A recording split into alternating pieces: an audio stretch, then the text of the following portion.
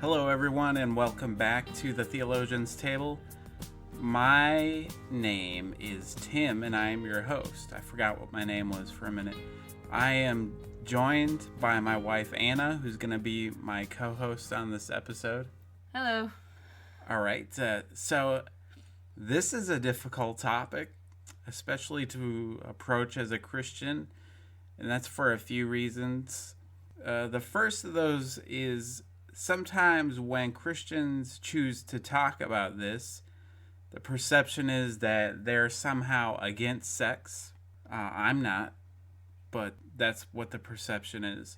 Maybe they've heard one too many fire and brimstone messages in the past or whatever, or maybe they've heard other Christians shame people's bodies, shame even sex and marriage, or what have you. What also makes this difficult is trying to avoid presenting this topic like someone in a purity ministry would. Those poor people. They really meant well, I think. But try to present this in some over the top cheesy method. Instead, we just want to talk like adults. We want to be adults about this. As people who are sexually active. But I also want to be honest with you. Although in past episodes I've done a lot of myth busting against some popular views in American evangelicalism, that doesn't mean I'm labeled what some people would call progressive. I do not think porn is good. I don't think it's a good thing. I'm not perfect, though, and I'm not trying to come in on some high horse and talk down my nose to you. That would make me a hypocrite. And my goodness, haven't we had enough of that lately? Haven't there been enough Christians in high-profile places who have been exposed to be astronomical hypocrites? Not that I'm high-profile in any way. No, I'm not perfect. In fact, for the majority of my 20s, which even crossed into my return to faith, I had a serious porn addiction. So there it is. Sorry, Mom. I'm hoping, though, that with knowing about my addiction, you can both feel less worried about any condemnation coming from me, but also take this a little bit more seriously. As for my part, I didn't want to come out the gate with statistics. I mean, don't get me wrong, we've got those. But again, I didn't think that was the right way to approach this. What I do want to talk about right now, though, is a little bit about what it was like for me dealing with this addiction, like what it did to my mind, and how I was eventually able to overcome this addiction. I'm not sure how it really started out for me, other than I think that I was just curious about porn. I obviously knew that it was a thing. I mean, how could you not, living in our world? I knew that what Christianity said about it, having grown up in the church, but I didn't quite know how far it went.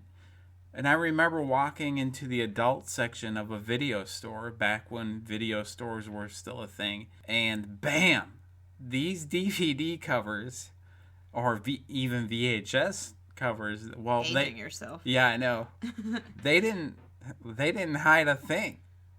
So that was my first real exposure to pornography, and it pretty much went downhill from there.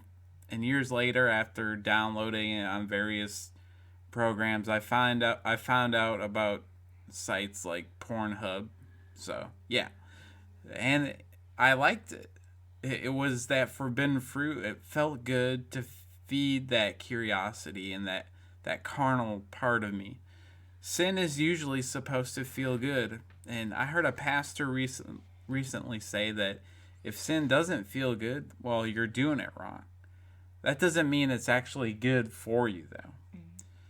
I would say that up into just before that point, I had a high consumption of it, but I knew I was beginning to have a problem when a couple of things happened. The first was that I was losing a lot of time. Like, time would just slip away. and I was looking for and this was when I was just browsing for new videos to watch. And one moment it'd be the afternoon, and the next thing I'd realize that the sun went down. In fact, that's one of the key symptoms of behavioral addiction, is that you lose time to that addiction. And when I say behavioral addiction, it's because the psychiatric community is really split on whether or not behavioral addiction can even be classified as an addiction, like a substance addiction would. Some experts are claiming that it's a sign of another underlying mental health condition.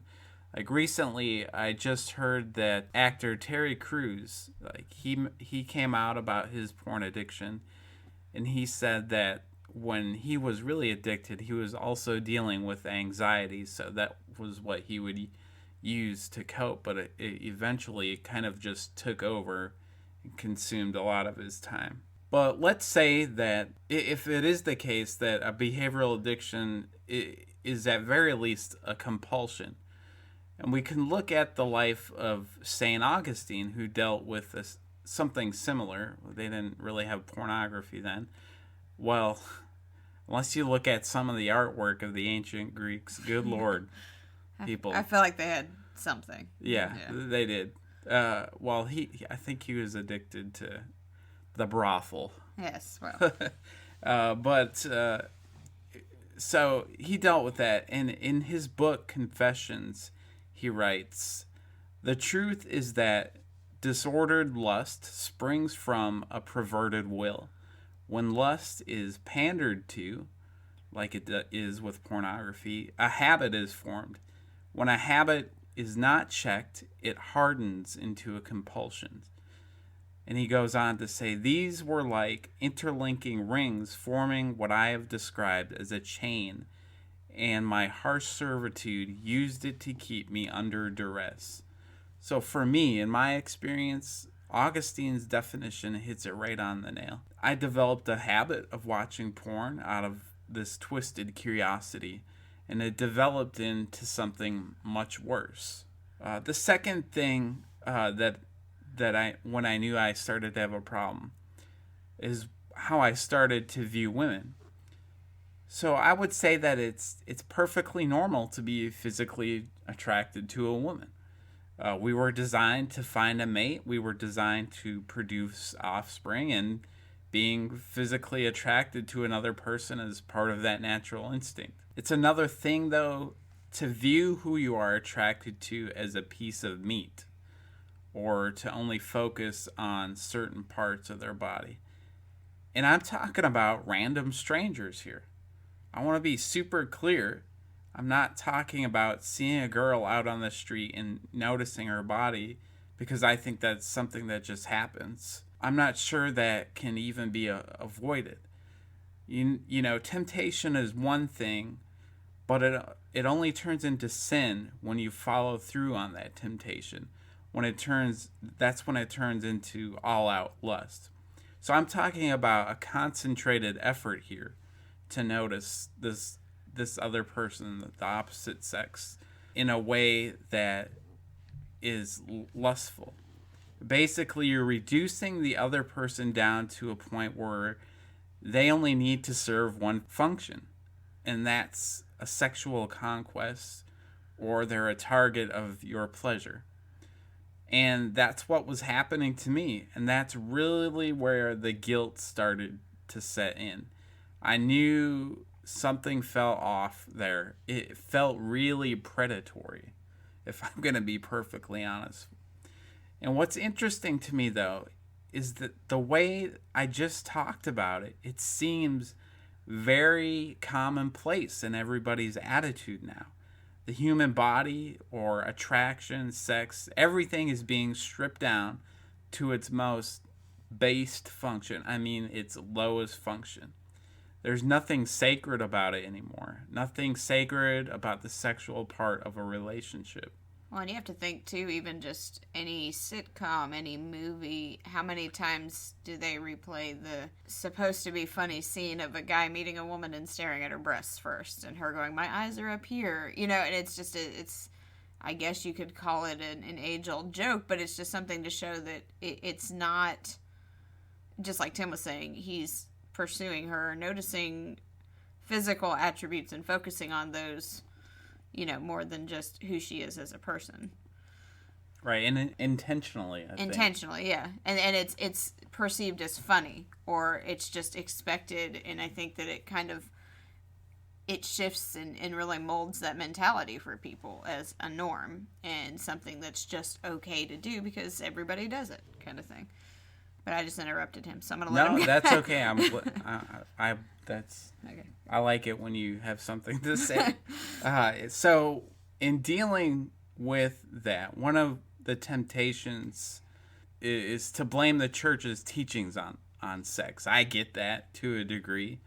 There have been many points in history where the church even discouraged sex in marriage, and there have been times where the church has influenced culture in such a way that sex should be viewed negatively.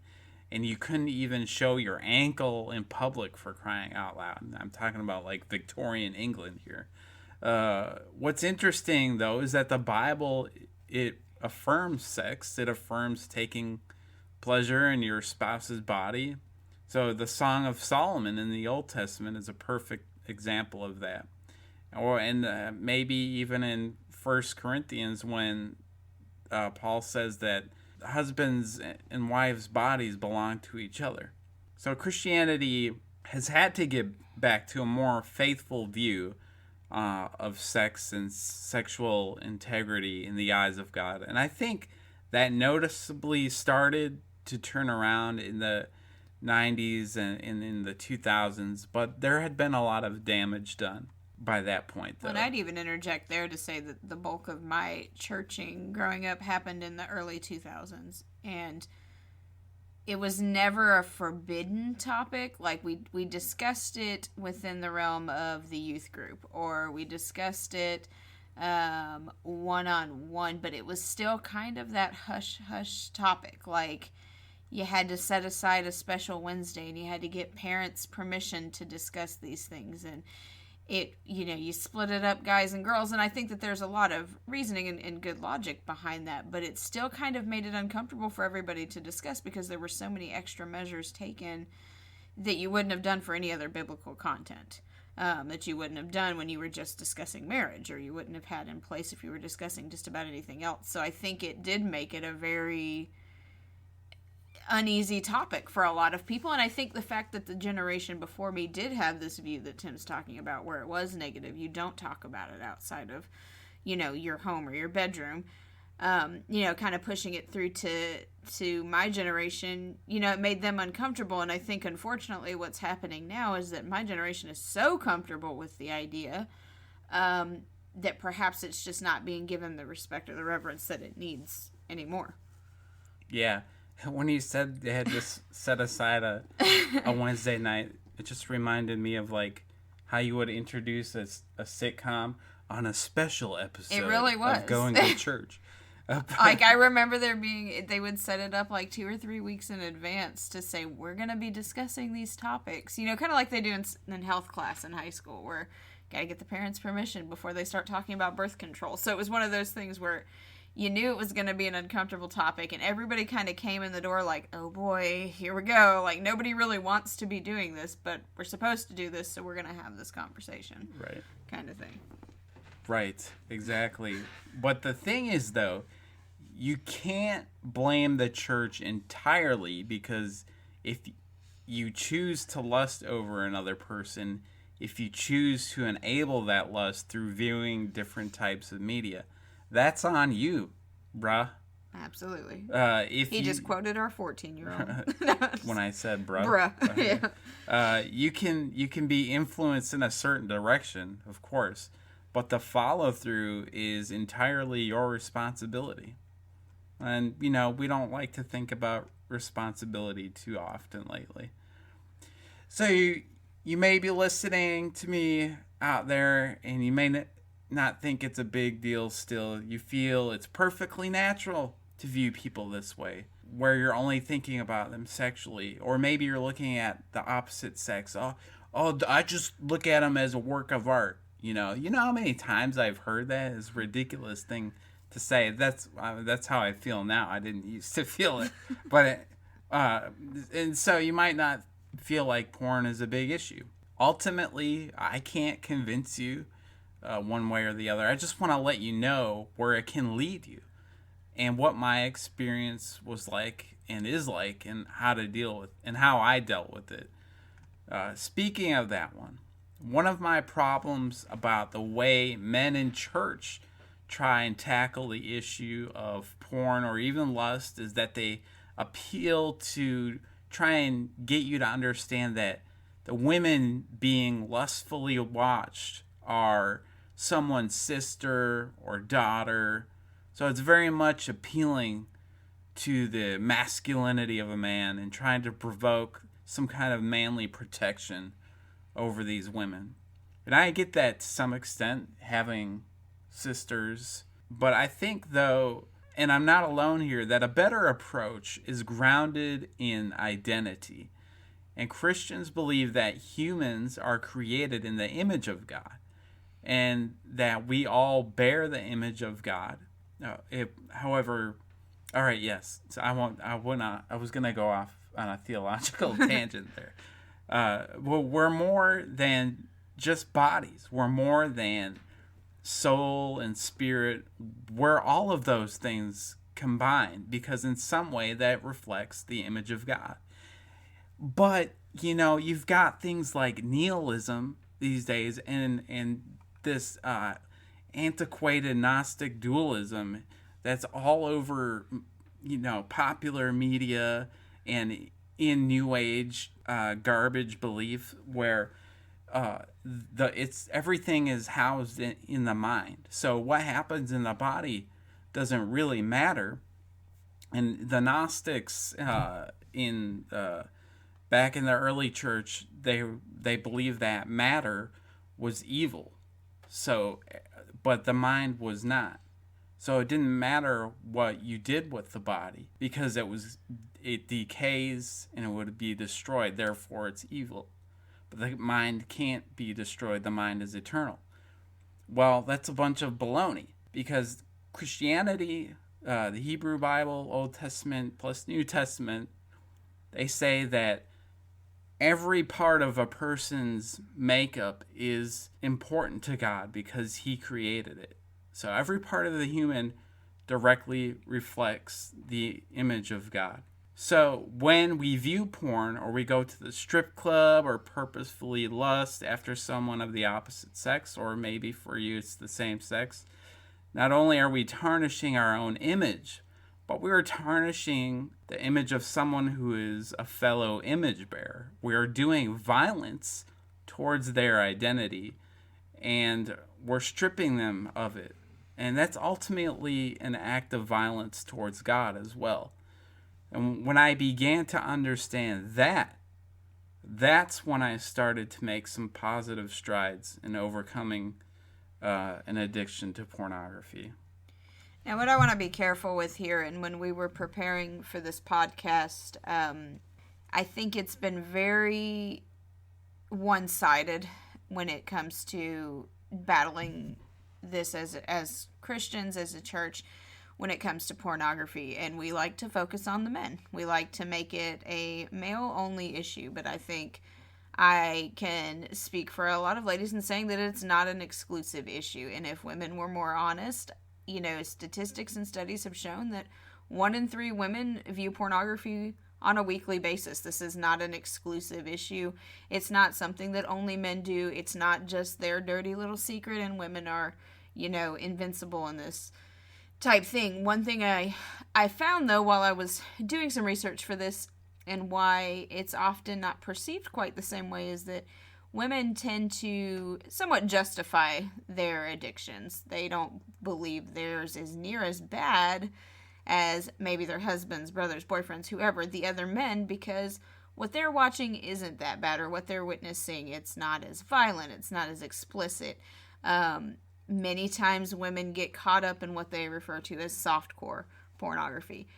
This comes in many different forms. You see it in things like 50 Shades of Grey. I don't know how many mothers groups I've been in, or women's groups, where women have just lustfully talked about the pages of this book, this movie, or really, to me, almost any Netflix series is filled with just images and things, and women get caught up and go, oh, it's just a good story.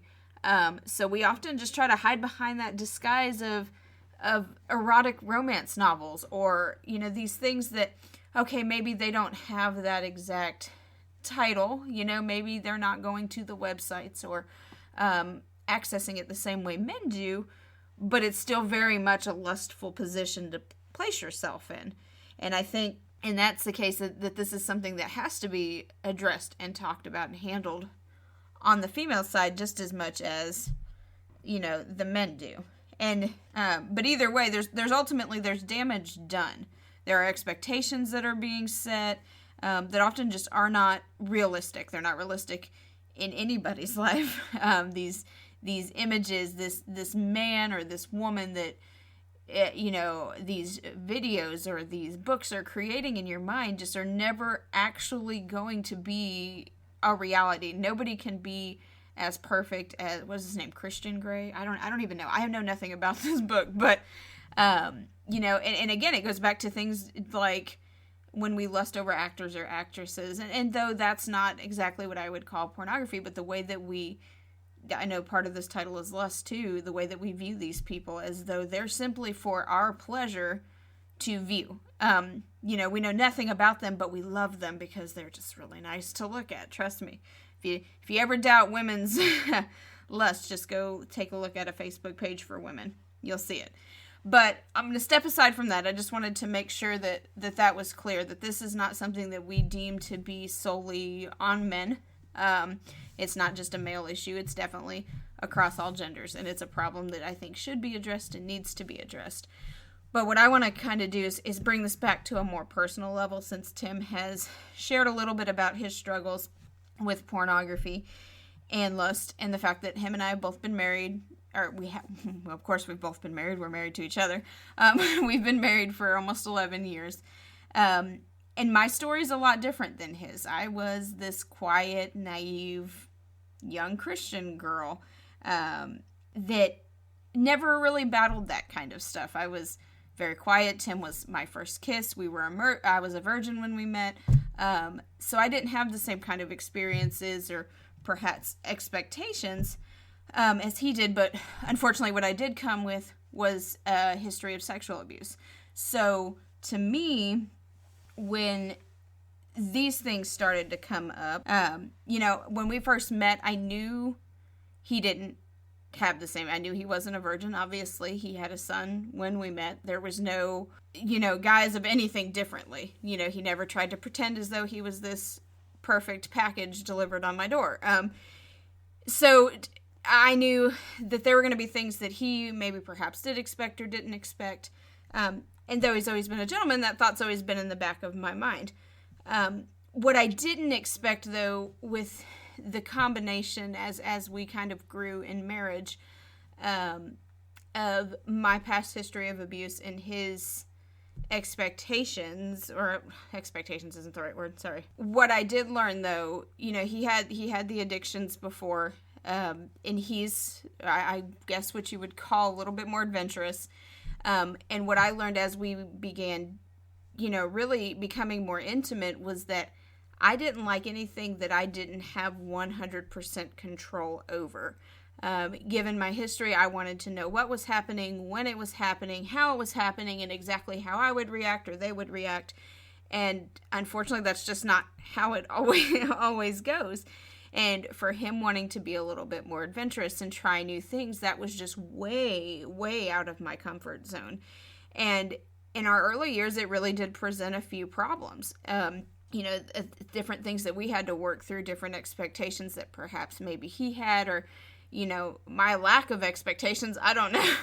I really didn't know what to expect. It had just always kind of been this, I don't want to say negative thing, because that's not really entirely true, but it was never really that positive of an experience for me up until we were together. So it presented a whole new level of complications, with him having these ideas, these I keep saying expectations, and that's not really right either, because I don't think he came in really expecting me to do anything. But there's often times where he'll go, "What do you think about this?" And I'm going, "Nope, not comfortable." And we've got to reel it back in. And I'll go on the record to say he's always been a gentleman. I'm sure he'll continue to be one. So it's never been a matter of me being uncomfortable there, but just, again, it's a level of complication I don't think either of us really expected. And as we've been, kind of pushing beyond my comfort zone, his comfort zone, things like that, even though he has always been respectful of my boundaries, and he's been very patient with me and pushing, me knowing that he has not only had prior sexual partners outside of myself, but has also seen these things, watched these things, doing that, and knowing that I'm not doing those things for him or providing him with the same perhaps type of exhilaration or excitement. I know he'd argue that point, but it does leave me at times feeling as though I'm inadequate. I'm his wife. I am meant to do the things that would pleasure him. That's what I want to be able to provide that for him. So knowing that there's this really high bar that I'm never going to be able to meet is a little depressing from time to time. And I think that's where part of the damage can come in, where it's not just you personally, the person partaking or witnessing the porn, but it can, extend into, the other people around you. And I say all of that ultimately to say, when you engage in these activities, when you witness these acts and you find pleasure in them, it really trains your brain. And like I said, it builds up this sense of expectancy that is so unrealistic. And though it may not seem like it's such a big deal to you right now, especially if you're young, you're single, and you're just living life, it really does have the potential to affect your life years down the road, in your marriage and in your home. For those that are married, and heck, maybe even you watch stuff together. I've heard of a lot of couples doing that. And you and your spouse actually enjoy that. And I've read many case studies. I've read so many case studies. I don't know how many of you are aware that my education is in marriage and family studies. So a lot of that is reading case studies, and so many of them have shown that pornography in marriage is the number one cause for sexual dissatisfaction. Again, because of those unrealistic expectations. And in turn, sexual dissatisfaction is one of the most common causes for divorce. This need or this desire that just can never realistically be fulfilled is tearing homes and marriages apart.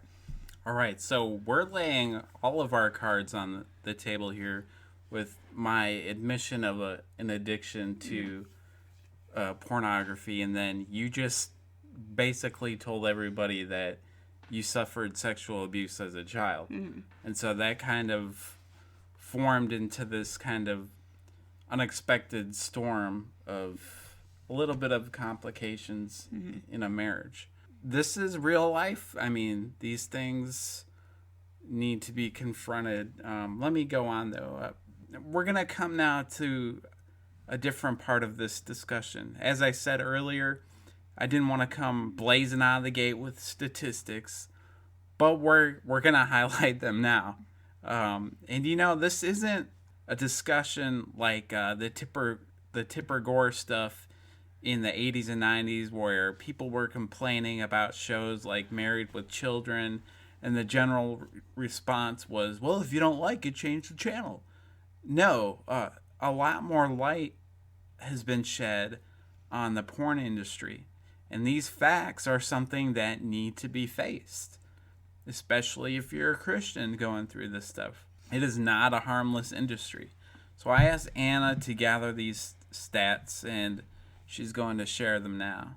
Now, I know some of you guys follow the Theologian's Table Facebook page, and you've probably seen Tim's posts about how some of this is gut-wrenching. Some of this is really hard to hear, and I think, though a lot of us, myself included, know or knew that this stuff was probably happening, When you see the numbers or you watch some of these documentaries, it becomes very real life.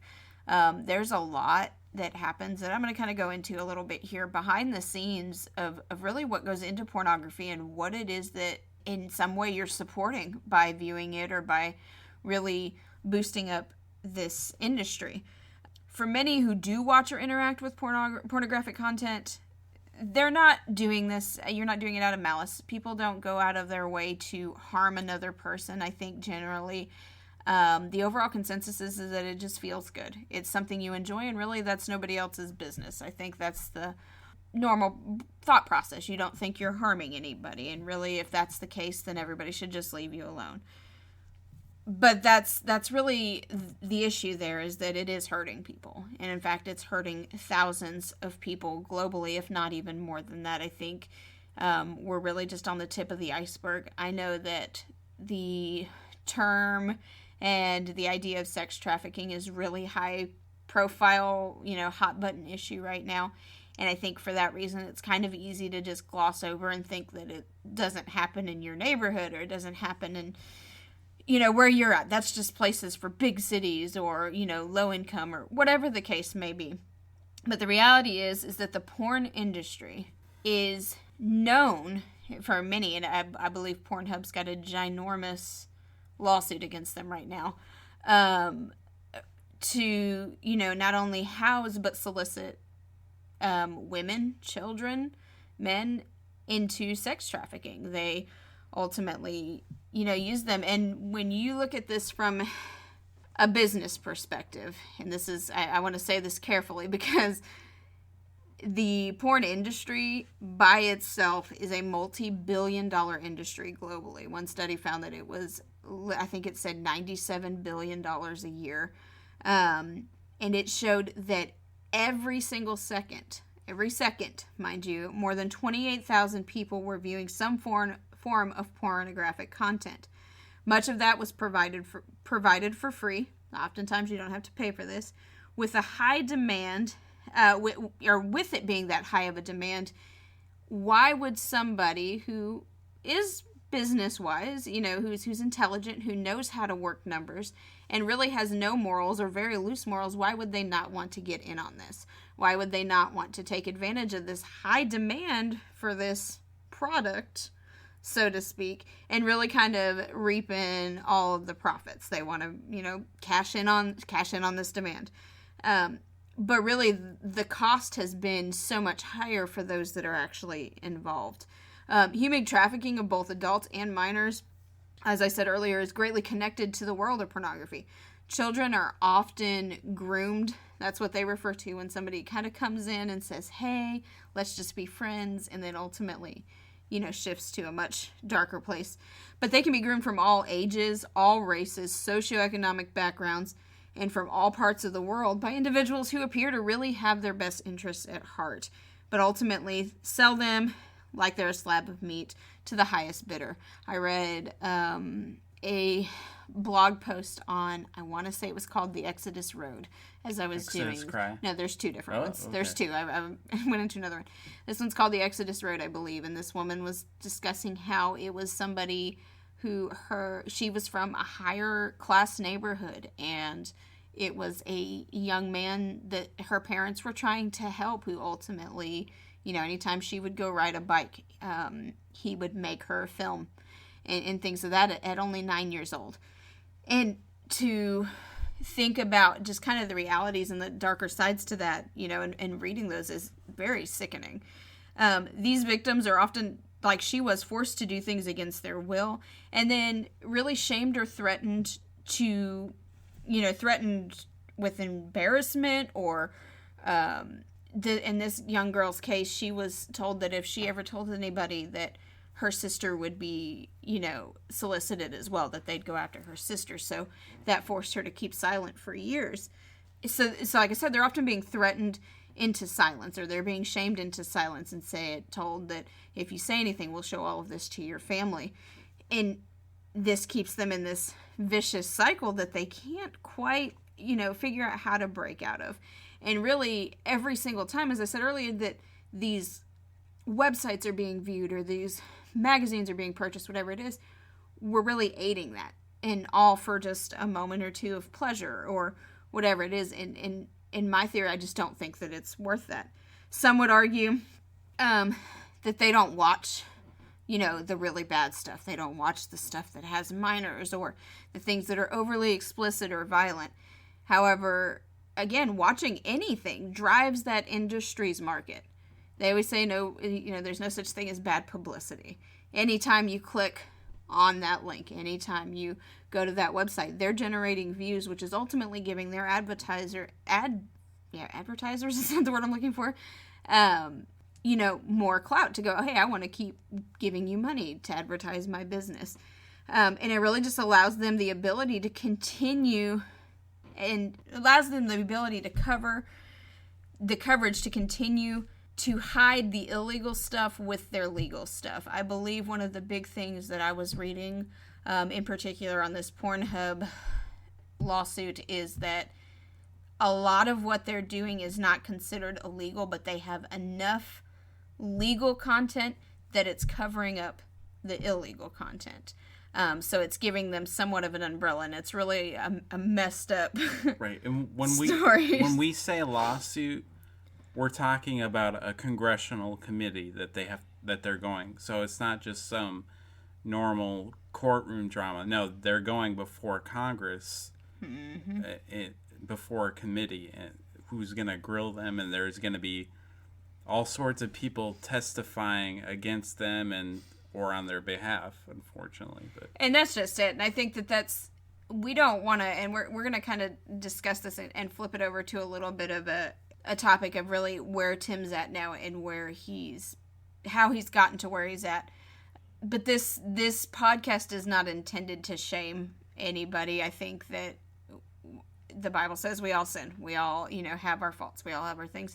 But it's more so to just bring light to the fact that what is the world has normalized so much in sexual pleasure and in, it's kind of that swing thing of where Tim was saying, one generation we don't talk about it at all, and then we talk about it way too much. And it's finding this middle ground of reverence and respect for each other and for the human body, and realizing that though it may not seem like it's hurting anybody, I had to personally really, really be careful not to go down on a sex trafficking rabbit hole for this level. Sorry, I've been playing video games with the kids. This episode of the podcast, because so much of that is tied into here. So when you hear those things about sex traffickers and these women and these children and even men are getting, victimized by sexual trafficking, know that these are the industries that are doing it the most. It's not just some, underground brothels or whatever. These are these big name companies, these big production, I don't know what you even call them, production agencies of all of this content are after these women. They're after these children and these kids. I think I read one of the little girl was as young as 5. That makes my stomach hurt. Like, that's not okay. So just be mindful of what it is that you are doing, and is it really worth it? And that's all biblical stuff aside. He even talked on that and what the Bible tells us about that, but we're going to go with the assumption that not everybody listening to this is a Christian, you know. So, yep. But okay. So that stuff, it sounds scary. I didn't want to come after this topic as a scare tactic, but if we're all adults and we're talking about this, then we need to be well informed of what's going on. And this is part of it, whether you like it or not. And so I just felt like I don't want you to hide from this. I don't want you to put it at arm's distance. Okay? Because it's affecting people's lives. So it's the same mentality as me, as I would not hand a serial killer a loaded gun knowing his intent. And to me, there's no amount of personal pleasure that's worth somebody else's freedom. And I think that's just the most human way to look at it, is what I'm enjoying worth a little girl being snatched from her home for. And like Tim said, I don't want to make this a fear tactic thing, but it is a very dark reality behind these industries and these places that are being supported apparently millions of times a day. I mean, 28,000 people a second. It's mind-boggling to me that it's even as big as it is. But again, I understand we're human. We have desires, and if we can fulfill them, then we're in a society that tells us to just go ahead and do it. But anyways, so we do want to kind of bring this full circle a little bit in discussing, I mean, many of you know Tim is going into ministry or is in ministry, but is continuing, and obviously this is something that's not a quick fix. It's not a one-time battle and then all of a sudden you're done. So I'm going to let him kind of discuss how he finally overcame his addiction to pornography. All right, so I hadn't watched pornography legitimately in the first few years of our marriage, but there was still always that temptation, and I was always fighting that temptation. The thing is that nobody knew about it, and so it would be up to me to fight that battle. And sometimes, if Anna didn't come home at the right second, I was afraid that I was going to lose that battle. Mm-hmm. And so I had to tell somebody. And I told my wife. I told Anna. And so that confession and just begging her to pray for me is what really, I think, finally squashed it in my life. And I think that's because I look at it like, if you're familiar with Romans 7, Paul writes about trying to live life rightly on your own and how bad it goes for you when you do that. So you do the things that you don't want to do, and you're really trying to, you say, hey, I'm not going to do this, but then you do it. You can't do it. You lose that battle because you're trying to do it by yourself. Romans 7 is sandwiched between Romans 6 and then 8, right? Obviously. I'm glad you can count. Yep.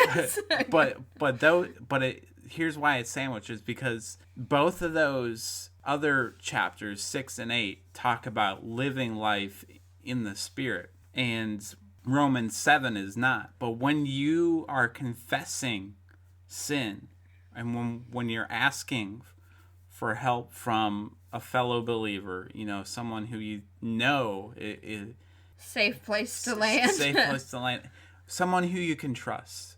Okay, well, that's saying I can't do this on my own, and that is where I think the Spirit really sorts to say, hey, thank you for letting me help you, and I'm going to help you with also including this other person. There's accountability in it. There's accountability, and there's other places in the Bible. I think it's Galatians 6:2 where Paul says that we're to bear one another's burdens, and I think James also talks about it as well.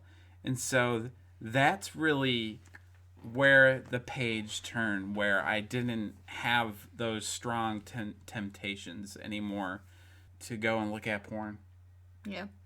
And I think, as Tim said it, there's power in numbers, and we say it all the time in my women's group that if the enemy can isolate you, he can destroy you. And I think that that's a lot of times what happens is there's shame, there's fear, there's a lot of things associated with especially sexual addictions. I feel like a lot of people would be more willing to admit that they're an alcoholic or they're addicted to drugs versus a pornographic addiction, because it is a very private thing for a lot of people.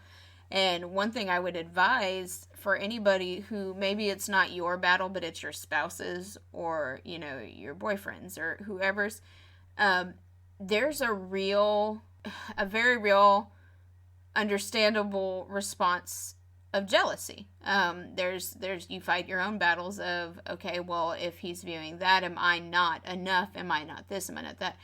And I think that if the enemy can convince you of that, that's just putting a whole other divider into the marriage. If he's not able to destroy it by the pornographic addiction himself, he's going to do it with self-doubt, in your mind, or really making you doubt your husband's commitment or whoever may be there. So I think being in the position where I was, you really have two choices, and you have to be very cautious with how you respond to this type of information, to go, okay, I understand, maybe I don't understand fully. I'm not in the exact same position, but you're coming to me and you're asking for help, and I want to be a part of that solution.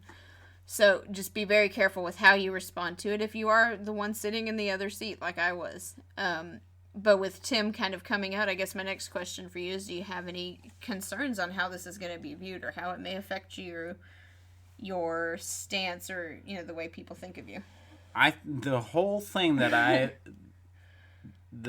I have worried about the most in revealing any of this, the reason why I haven't said anything any time sooner, was that how people would see me.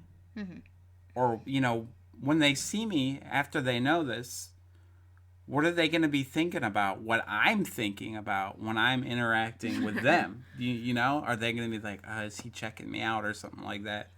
And that's probably what I worry about the most, because I don't want my past to influence what people think about me now, because I've done my best to give this over to Jesus. I've come to you and say, hey, I had this problem with pornography and even looking at other women, which I'm sure made you feel great. Oh, lovely. Yeah, like, hey, honey, I'm having trouble checking out. And I'll be honest, and we're putting it all out there, and there's still times where he'll go, look, I'm struggling, and it's a real life conversation. This is, like I said earlier, this is not a one time. He fixed it, he's done it, it's over with. This will be a lifelong. I don't know that I would say lifelong. I do think that. It's a battle that I think will continue to pop up, and what's interesting to me is that I find it popping up as we are going further and going deeper. I think that that's really the enemy's way of trying to see if he can snag him. But thankfully, he's built in that accountability with me, and I think with a couple others, to really be able to say, no, not today. You're not going to take this from me. I'm declaring that this is not going to be what I'm thinking about. This is not the path that I'm going down. So I understand where he's saying, I don't want people to necessarily think anything of me or feel uncomfortable. I think, is that fair? You don't want people to feel uncomfortable around you? That would make me feel incredibly guilty, and I've dealt with a lot of shame and guilt, and it's oppressive.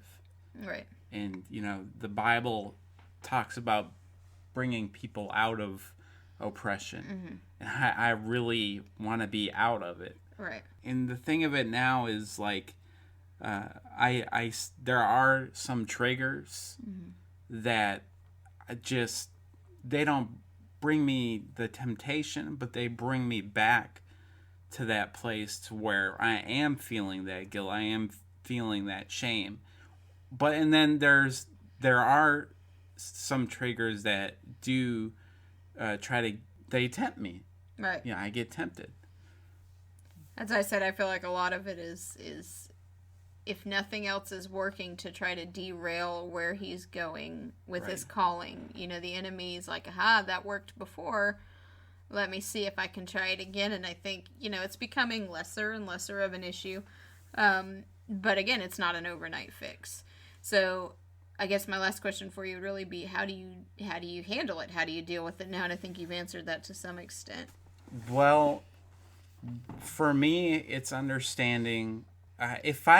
Let's put it this way, not everybody has this opportunity to study early Christianity. But if I hadn't had this opportunity to study early Christianity in depth, I probably wouldn't be able to articulate it the way that I can now.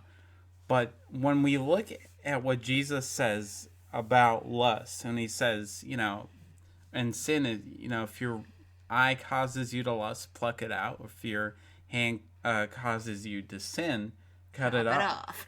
Well, we know he's speaking in hyperbole. He doesn't actually mean that.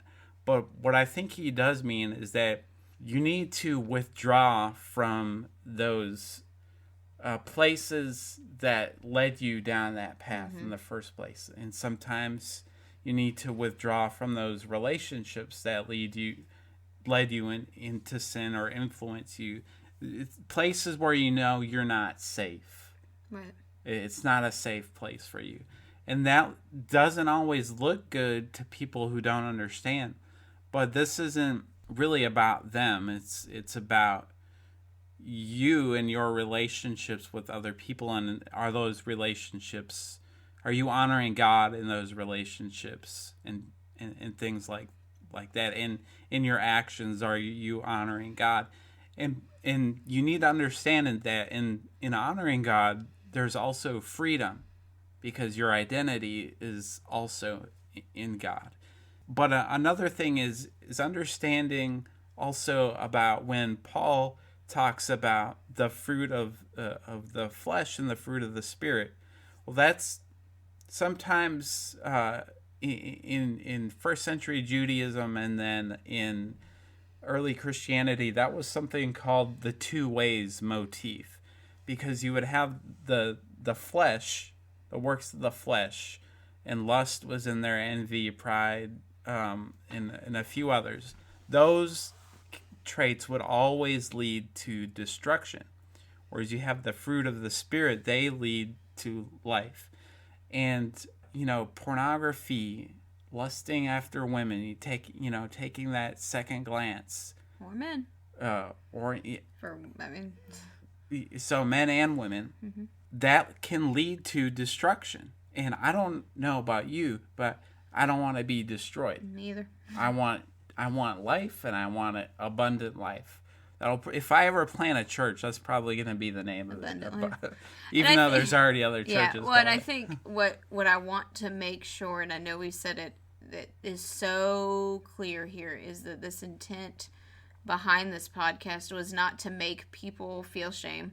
It's not to make you feel awkward or weird, especially if you are battling this issue, but more so to just kind of bring some light to it. And as Tim said, realize this isn't coming from a hypocritical standpoint. He's not up on some high horse. This is real life. Everybody's got stuff they deal with. Mm-hmm. And I didn't tell Tim about this, but I think that if it is something that you're battling and you do need somebody to be accountable for, send an email. If you don't have somebody else that you can talk to, send us an email, send us a message. If you'd rather I not be a part of the message or he not be a part of the message, whatever, those are things that, if nothing else, we can help pray through with you on, to try to tackle these things, because again, it is real life, and we don't want people to be stuck in this cycle. There's nothing good that's going to come of it. As he said, that's works of the flesh, and we want to have the road that leads to life. We want you to have the roads that lead to life, and we're all going to have little bumps along the way, and we're going to mess up, and there's going to be things we're not very proud of. But our goal in ministry as Christians, just especially with this podcast, is to really educate and to try to empower people to really understand why we believe the way that we do and why we do things that way. So as long as Tim's okay with it, like I said, I hadn't talked with him, send an email. Call us. Well, I don't say call us, don't call us. Y'all don't have our number. But the email is, it's under my old podcast name. It's just theologytaco@gmail.com. And what I would say is, if you're having a similar problem or any type of addiction, really, is to tell someone. There's a reason why they say the first step to recovering is to admit that you have a problem, because it's true. Mm-hmm. It was true for me, and it's true for countless other people who have gone mm-hmm. through addiction and addiction recovery. So find someone to tell, that someone that you trust and who that would help you. And the next step, I guess, would be to try to find some kind of counseling. Mm-hmm. There are some churches who do have licensed counselors, and some pastors are equipped, but I think the best would be find a licensed counselor. I think even if you start out with your church, they can point you in the right direction. Yeah, absolutely. But my point is that if you don't have that person, if you don't have a person you think you can genuinely trust, or you need a place to start, send an email. Yeah.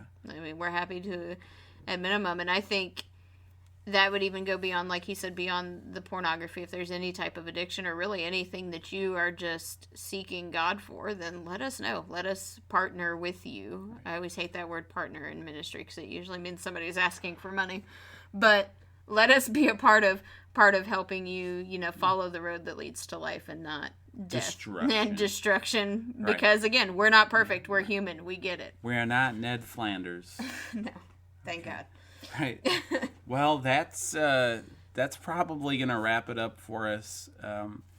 If you're interested in some of the, I don't know how interested you can be in some of this stuff, but we'll leave the links to.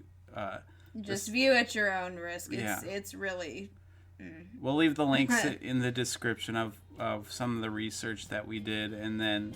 I'll leave the email address in the description of this podcast episode. But until then, until you hear from me or us again, God bless you guys and keep learning.